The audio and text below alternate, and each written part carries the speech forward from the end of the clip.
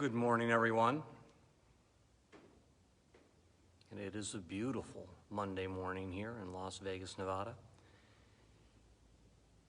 I'm going to begin with the encapsulation of today's message, which is this. I'd like to invite everyone to believe a little bit more in magic and miracle. A big hero of mine is Albert Einstein, and apparently he said at one point these very wise words, that we all have a choice, that we can live as if there are no miracles or as if everything is a miracle. And of those two, I would greatly recommend the latter.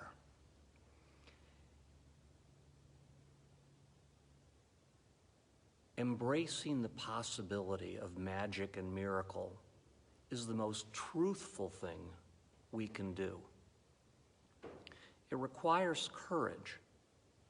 It requires hope and imagination, and all these things put together are what we call faith.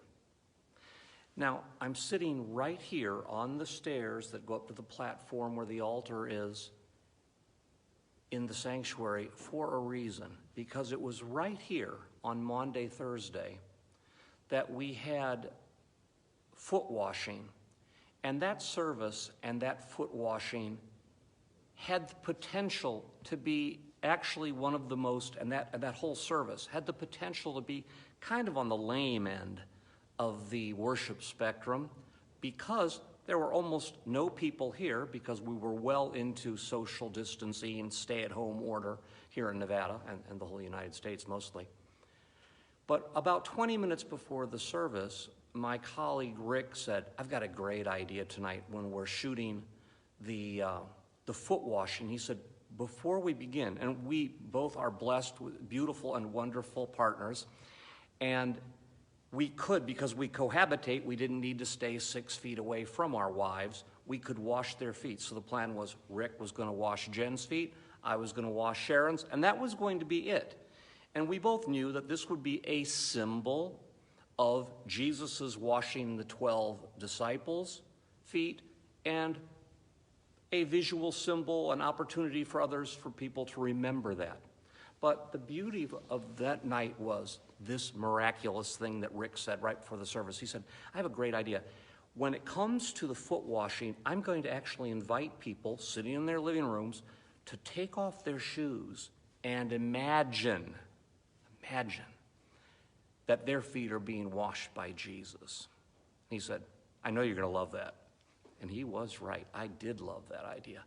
And the Maundy Thursday service in 2020 went from being kind of on the boring, less interesting, less worshipful end of the spectrum to miraculous. We gave ourselves permission to make this bigger invitation. And by so doing, we also invited the congregation here to the sanctuary, which miraculously is possible. If you believe in magic and miracle, it's possible. Since I've mentioned Albert Einstein, I'd like to also remember another great Jewish prophet, our friend Leonard Cohen, who died recently.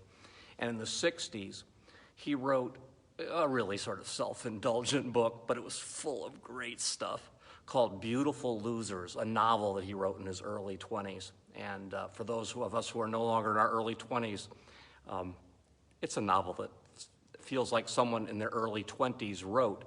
But there was one incredible passage where this broken, confused character who's self-absorbed and high maintenance suddenly has a revelation. And he always thinks he's dying, but he finally is dying. But he's got a final word to say to his friend in this novel, Beautiful Losers. And here's the most important message of the entire novel from Leonard Cohen. He says, here's the one thing I want to share with you that I've discovered to be the truest thing to know. God is alive. magic is afoot. Do you know what? I think that might be the most important thing that I or you or anybody could learn. That God is alive and magic is afoot. I'm not going to rely on your subconscious to notice that afoot is what just got washed at the Maundy Thursday service. I'm going to make that connection for you. There's miracle and magic everywhere. Let's let our hearts be a little more open to that. Even if you already think, oh yeah, I'm surrounded by miracle, maybe try to find it in a place that you think is the most mundane of all. And expand your already great faith. Use your imagination and your hope to make your embrace of miracle still larger, still more complete. Try to go as many seconds of as many minutes of as many hours of as many days as possible, affirming and believing that God is alive and magic is afoot. Now, this is probably particularly important at this time of year, at this time with the coronavirus, because we're doing so much sacrament via iPhone camera. And it's not really going to work unless you give yourself permission to believe in the power of God, which is to say, the miraculous. Give yourself permission to believe maybe that things you never thought were possible are possible. That Rick's ending his morning live stream at 9 a.m. with the blessing of God, Father, Son, and Holy Spirit, actually can send a blessing, not because Rick is a magician or that any of us are, but because God is so great and good and powerful, that a blessing can be sent even through an iPhone as you sit in your living room, that your feet can be washed by Jesus literally and metaphorically on Maundy Thursday.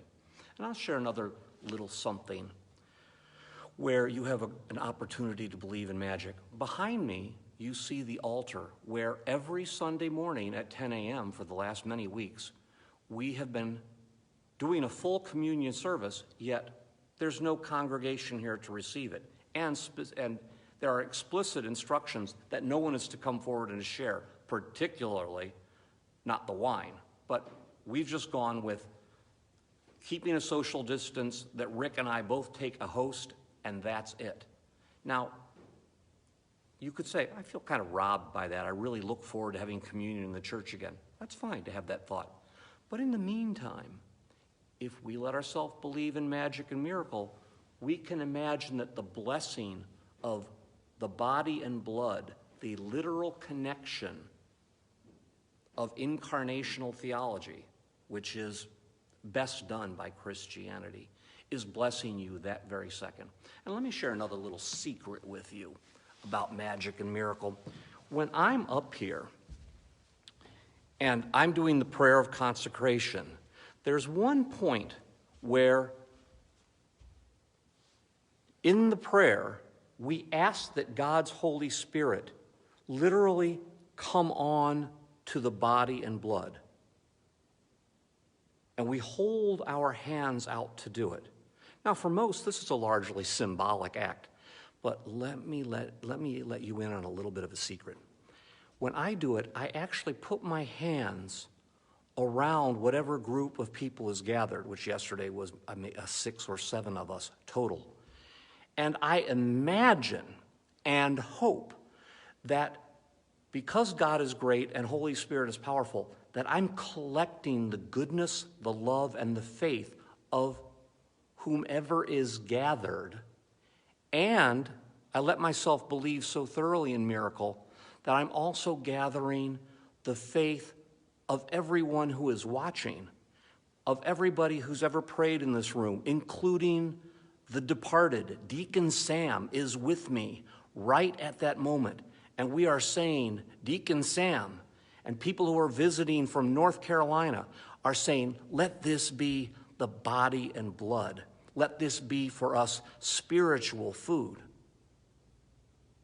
And by taking it, even more so then, we're saying to God, I want to be a person of even greater faith. I want to be a person who believes even more fully and completely in magic and miracle. It's such a beautiful gift we can give ourselves if we let ourselves. Here's the good news. The choice is totally yours. You can bless yourself beyond all imagining, but you have to make the choice. And I highly recommend you let yourself believe in the invisible.